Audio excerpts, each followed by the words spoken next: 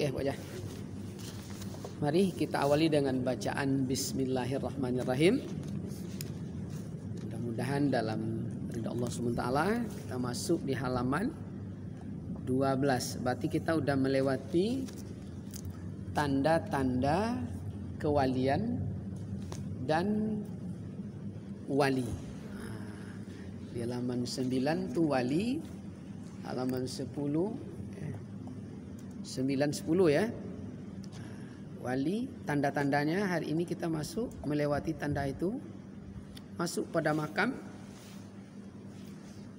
Zat Allah diri Muhammad. Masuk itu lagi. Halaman berapa yang udah kita translate itu? Halaman 19 itu. Itu dia. Zat Allah diri Muhammad, sifat Allah rupa Muhammad, asma Allah tubuh Muhammad. Berarti kita melewati kemarin ahadiyatul jalalul jalal, ahadiyatul apa lagi setelah jalalul jalal? Jamalul jamal, ahadiyatul kamalul kamal terakhir ya. Qaharul qahar.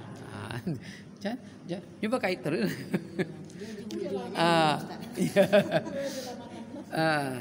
Itu dia. Jangan lupa itu. Jadi maka di situ kalau kita tinggal di sana nanti untuk masuk ke makam ahadiyah, wahdah dan wahidiyah itu mengulang lagi dia. Ya. Zat Allah diri Muhammad. Jadi apabila zat Allah diri Muhammad, berarti Muhammad itu Allah. Maka di situ dibuat makam ahadiyah. Berarti mempanakan diri. Yang wujud zahir nampaknya Muhammad, sebenarnya Allah. Itu disebut ada lingkaran kosong hampa. Itu konsep panah. Coba lah kalau tidak percaya Bu. Kalau ibu mempanakan diri ya, qadim Allah. Kita buat contoh dalam perjalanan. Kemarin kita pergi ke salah satu kuburan Angku Muda Sangkal. Mempanakan diri qadim dia. Kalau benar ibu sampai di sana, lalu masuk ruh kita di sana, kita asik di situ, berarti hilang kita. Apa bukti hilang kita? Nampaklah dia selalu. Hebat yang kamu udah sangkal nih. Padahal kita ada di situ. Kita tidak akui diri kita ada. Betul? Kena mempanakan diri qadim dia. Maka menangkap ikan disuruhnya istrinya. Jadi yang kita tidak nampak lagi. Kehebatan kita ada tidak nampak lagi. Karena kita udah panah. Itu disebut hampa. Kosong. Simbolnya kan hampa itu. Jadi untuk masuk mengqadimkan Allah pada diri, panahkan. Itulah disebut makam ahadiyah. Dan ahadiyah itu sebenarnya adalah wujud kita. Di bawahnya dibuat bunda wujud kita. Jadi kalau ingin nampak sesungguhnya zat Allah itu, hilangkan diri kita.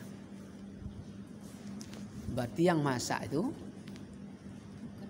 Allah. Nah di level inilah kalau salah-salah orang berucap, kok Allah kan ya salah dia. Nya bukan di level kata-kata. Bukan di level fisik. Di level zat. Zat tidak berwujud zahir nampaknya. Tapi dia yang ada.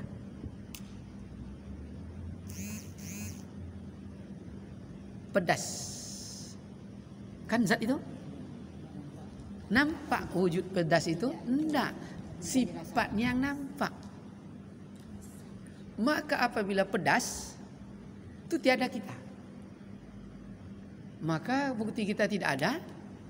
Kalau bahasa Jepang pasti koke. Apa tuh Bunda Indra? Bahasa koke itu. Sampai lotau ibu. Lotau itu bahasa apa dia? Indonesia tuh. Apa bahasa Indonesia lotau tuh aja?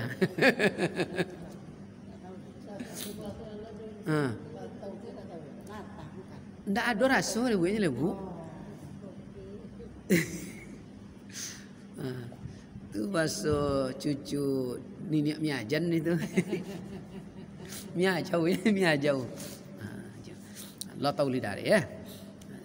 Jadi karena itu berarti dia yang qadim. Ya. Maka di situ apabila disebut itulah wujud kita, ya itulah roh. Roh itu ya itulah zat. Zat itu itulah disebut ma'rifat. Pemikiran itulah disebut ma'rifat dan itulah disebut tajalli.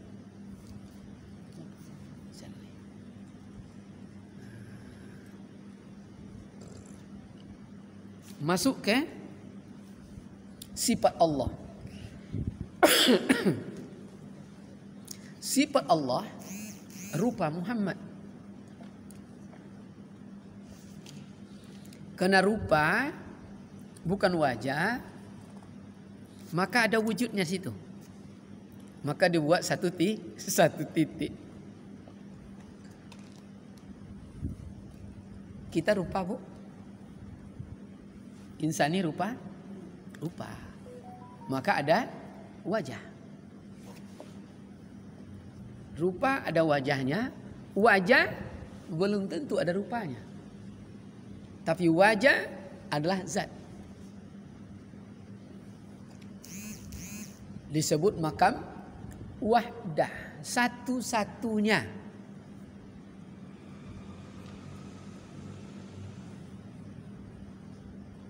Wahdah. Siapa tuh? Diri kita. Ada wujud kita, ada diri kita. Berarti yang wujud yang mana Bunda? Ahadiyah. Yang diri wahdah. Kalau begitu wahdah satu. Maka kita di dunia ini tidak ada yang sama 100%. Karena cuma satu.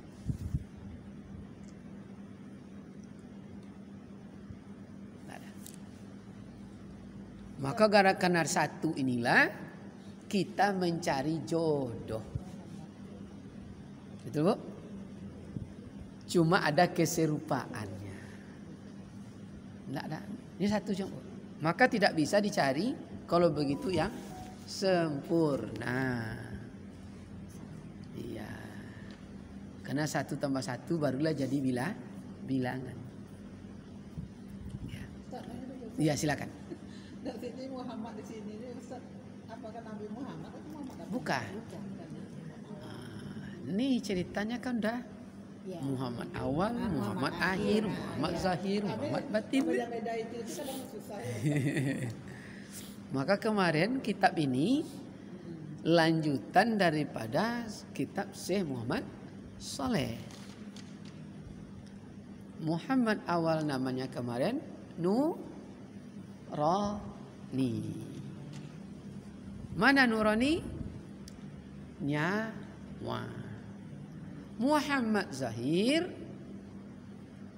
Muhammad kan Muhammad awal, Muhammad akhir, rohani. Lihat tengok ni kan? Apa rohani? Hati. Maka Muhammad awal ini tidak bisa dikenal kalau tidak ada Muhammad akhir. Gimana kita mau mengenal dia haus? Karena kehendak ada di Muhammad akhir. Apa dia kehendak? Hati. Nurani. Nyawa. Apa nyawa itu kemarin? Rasa. Sering kan kita gini ke tangan? Ada rasa? Muhammad awal. Rasa masuk ke dalam hati. Muhammad akhir. Namanya hati. Apa hati? Kehendak. Begitu nampak oleh insani. Siapa insani? Muhammad zahir. Mana Muhammad zahir? Tubuh. Akan nampak di insani. Tubuh pada kita.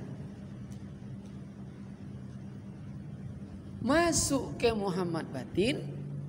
Rabbani. Apa Rabbani? Yang mengatur insani. Siapa dia Rabbani? Rupa kita yang batin.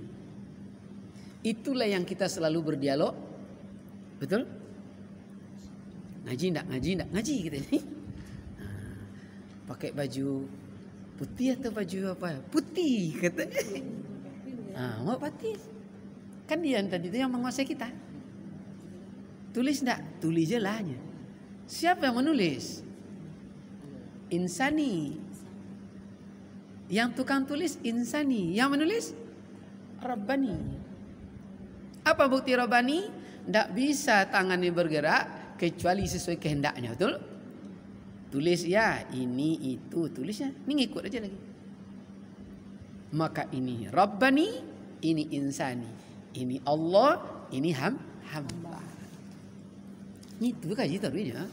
Cuma mempadatkan itu, itu aja nanya, bukan mana putar itu dia. Kemana mau putar lagi?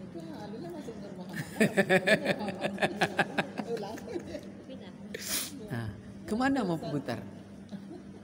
Kalau lo padat di situ, yang jauh, segikunya, tang.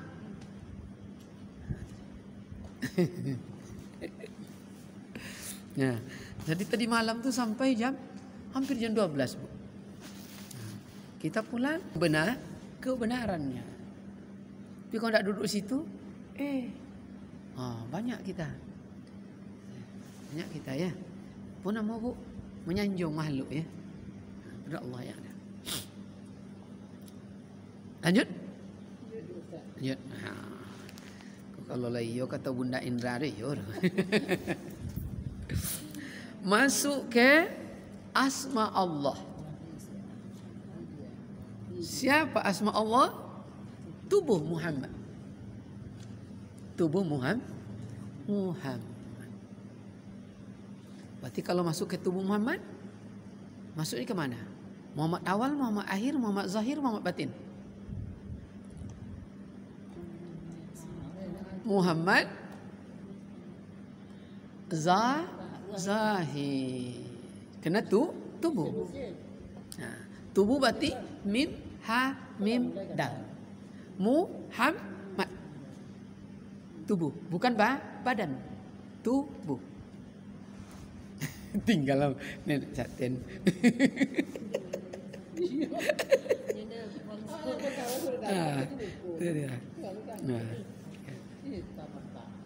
Maka itu disebut Muhammad. Jadi Muhammad semuanya, Bu. Kalau begitu, secara hakikat dan secara makrifat, Muhammad itu adalah Zahirul Rabbi batni abdi. Zahirnya Rabb itu di dalam batin hambanya. Halaman berapa tuh Bunda? Zahirul Rabbi batni abdi. Halaman berapa kemana tuh? Halaman 3, halaman 4. Kan dia Bunda ya? Berarti kalau begitu kita wajib bertemu dengan batin kita agar bisa tajalli seluruh alam insani ini. Maka di kajian awal, awaluddin ma'rifatullah. Awalnya beragama wajib mengenalnya. Kalau lah kenal dari awal, mudah lagi. Bagaimana untuk kenal dari awal? Jalan-jalannya ikutilah dengan jalan-jalan zikir. Lay dibuatnya bunda. Yang 12 rakaat itu kadang lay takonang ya. Kalau bisa dipasuh tuh dah bunda.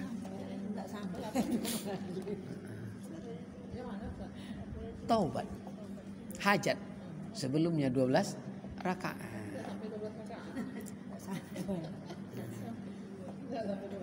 Dapat sekali dalam 3 minggu jadilah. Dapat sekali ya.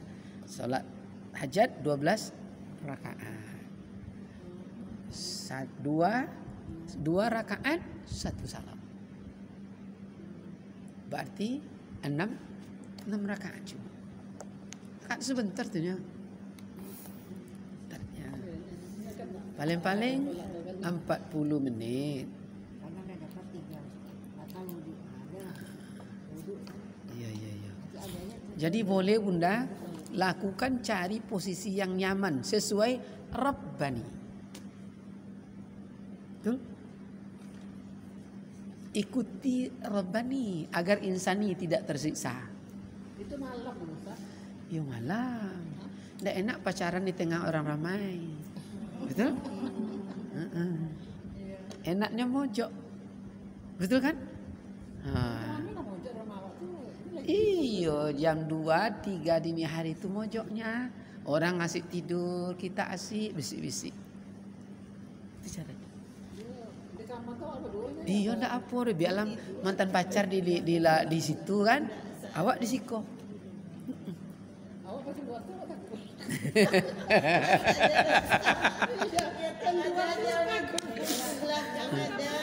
Kalau masih ada takut,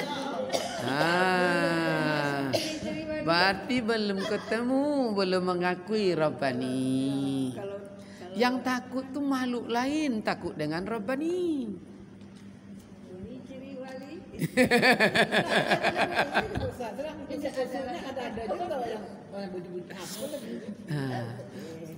Berarti hayal,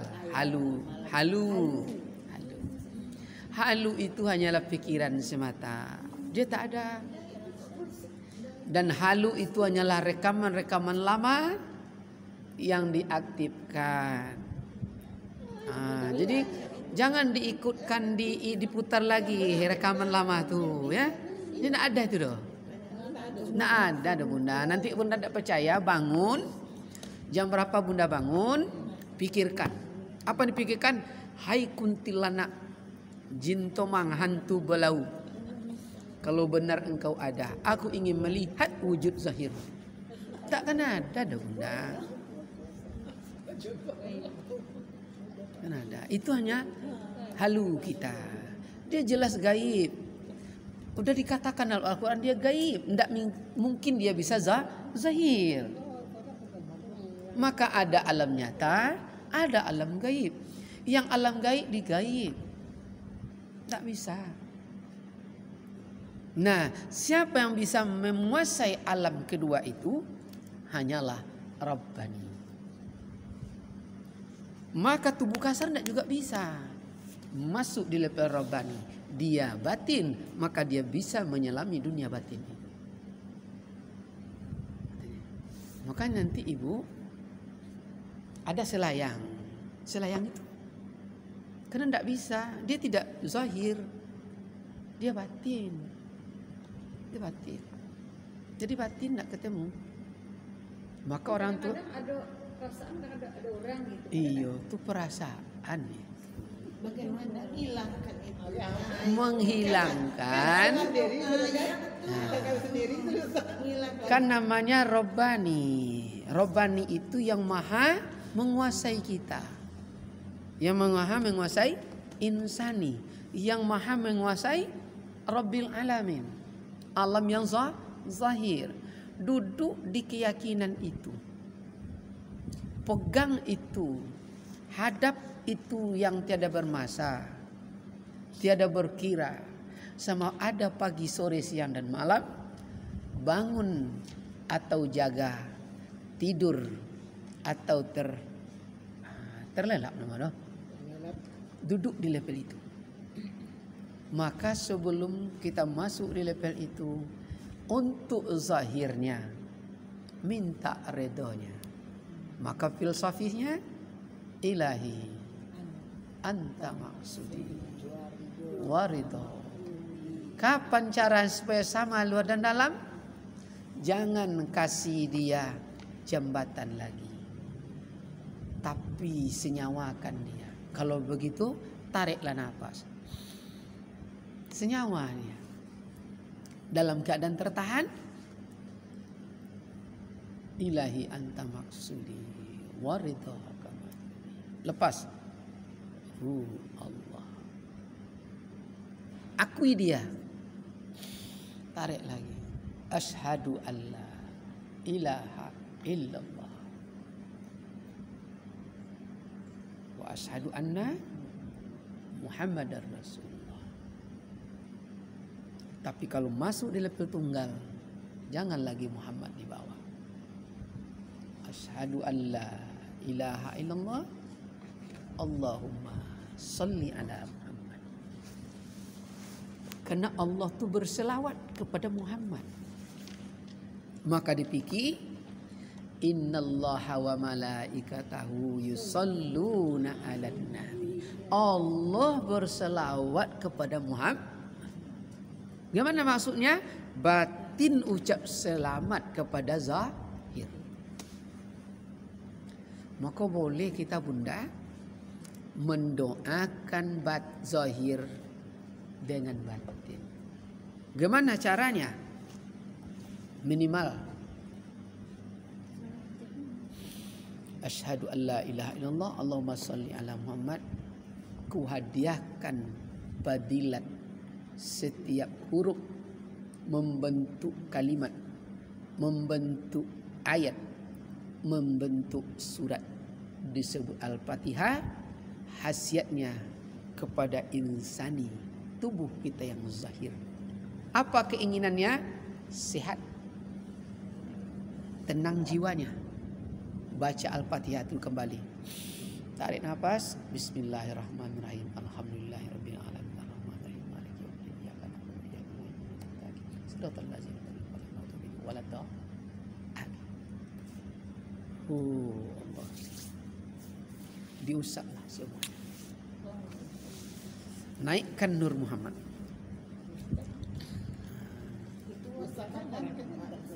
Kalau ingin memberi, sebenarnya ini di level berbilang lagi.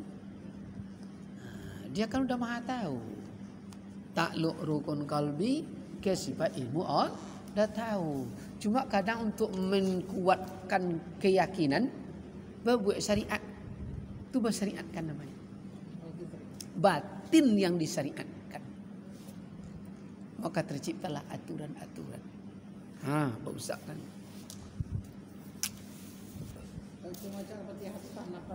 Tahan nafas.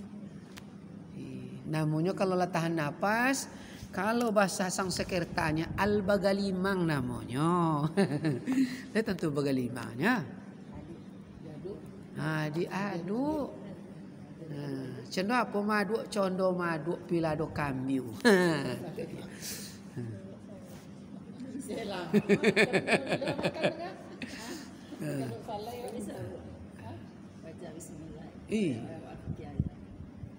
Karena bismillah itu satu ayat dari Al-Fatihah. Apabila kau baca Al-Fatihah, faqra'u. Apa? Bismillahirrahmanirrahim. Fa innaha ihda ayatiha. Baca bismillah. Karena bismillah itu satu ayat dari surah Al-Fatihah. Ada ragu tu. Kan tak serah kan? Ha. Bismillah satu nafas, Al-Fatihah satu nafas itu Ustaz. Tak payah tu bunda. Bisa apa lagi? Bisa. Ustaz surat hajat tadi ya surat boleh. Boleh. Kalau Rasulullah cuma dibaca surah Al-Baqarah. Amanna billah wa ma unzila ilaina. Sedikit saja. Rakaat kedua, amanna billah washhad bi anna muslimun. Allah. Tu pertama Al-Baqarah. Kedua surat Ali Imran kalau salah. Coba kita tengok ya. Ani bin Abbas radhiyallahu anhu qala anna Nabi sallallahu alaihi wasallam kana yaqra'u fi rak'atainil fajri. Berarti 2 rakaat salat sunat fajar. Fil ula minhuma qulu amanna billah wa ma unzila ilaina. Itu dalam surat Al-Baqarah ayat 136. Coba tengok ayat 136. Ternyata ayat Al-Baqarah 136 itu ada 4 baris. Dibaca Nabi hanya penggalan terakhir sedikit saja. Amanna billah wa ma unzila ilaina. Kami beriman kepada Engkau ya Allah dan apa yang Kau turunkan kepada kami. Nabi mengerti, makmum di belakang paham, terjadilah sami'na wa ata'na, husuk antara makmum dan imam. Rukuk Nabi. Allahu Akbar. Rakaat kedua dibaca Nabi ya. Wa fil akhirah amanna billah washhad bi anna muslimun. Ali Imran ayat 52. Ternyata surah Ali Imran ayat 52 itu ada 3 baris. Dibaca Nabi hanya tak sampai sepertiga baris cuma. Tak sampai 1 ayat. Dari mana? Yang surah Al-Baqarah Ali Imran 52. Ya, mulainya dari Di akhir ayat diambilnya. Amanna billah washhad bi anna muslimun. 1 ayat 52 itu ada 3 baris. Dibaca Nabi hanya paling akhirnya saja. Betul? Gitu dia. Jadi tidak payah-payah ada bunda solat hajat 12 rakaat tu. Rakaat pertama Bismillahirrahmanirrahim. Qul huwallahu ahad. Allah. Iya. Rakaat kedua Allahu samad. Allahu akbar. Salam. Masuk lagi 2 rakaat. Rakaat pertama lam yalid wa lam yulad. Rakaat kedua wa lam yakul lahu kufuwan ahad. Lompat rakaat. Betul? Ayat lengkap. Rasulullah tak sampai 1 ayat. Tak sampai 1 ayat. Tak sampai separuh ayat. Intinya setiap yang kita baca kita paham, kita mengerti, orang lain juga mengerti dan paham. Ni imam membaca ayat tak ngerti, makmum yang mendengar antah apa dulu nak dengar dulu, tak tahu je dulu. Maka tak akan ada husuk. Itu dia. Jadi ayat itu boleh penggal itu Ustaz? Boleh Bu Ajan, tak sampai 1 ayat. Boleh. Ridwan di bulan puasa dulu bunda. Kan mubalik-mubalik muda tu sering dibisikkan. Jangan copek-copek deh. Pergi lamu-lamu. Kau dapat ayat pendek. Dia buatlah ayat paling pendek. Apa ayat paling pendek pertama Bu? Setelah bismillah tu. Kaf, ha, ya, ain, sad, Allah. Kok ompet huruf, betul? Rakaat kedua agak pendek dari titik. 3 huruf. Alif, lam, ra, Allahu akbar. Rakaat ketiga lebih pendek titik 2 huruf. Toha, Allahu akbar. Rakaat keempat ambil yang paling pendek. Sad, Allahu akbar. Sah? Kita tak ngerti itu Ustaz. Tak ada ayat yang paling pendek. Itulah bukti Al-Quran wahyu Allah. Wa ma yantiqu anil hawa in huwa illa wahyuha. Tidak ada yang tahu akan maksud alif lam mim, alif lam ra kecuali hanya Allah. Itulah bukan dokumen Muhammad Al-Quran, tapi kalam Allah. Nah, itu dia benar. Jadi kapan ayat pendek itu? Pas waktu Covid 2000. Itu. Waktu Covid. Jadi solat di rumah. Pendek ayat dia. Lawak ke kosak kontrik mereka. Ayolah. 10 minit ialah sampai dia seboleh rakaat. Itulah ayat. Baru tahu ini lah Ustaz. Nah. Itulah kalau ada ilmu enak kan. Menurut awak yang terpendek tadi satu surat Al-Ikhlas. Satu surat Inna Atayna ya. Ternyata Inna Atayna 3 rakaat itu. Inna Atayna kal kausar. Allahu Akbar. Di sini agak banyak. Saya baca surat yang bilang. Banyak kan Bu? 4 baris Bu? Dibaca Nabi. Amanna billah wa ma unzila ilaina. Ya ayyuhal kafirun 11 kali. Itu kan fadilatnya. Karena kajian berbilang untuk dapat barang bukti BB.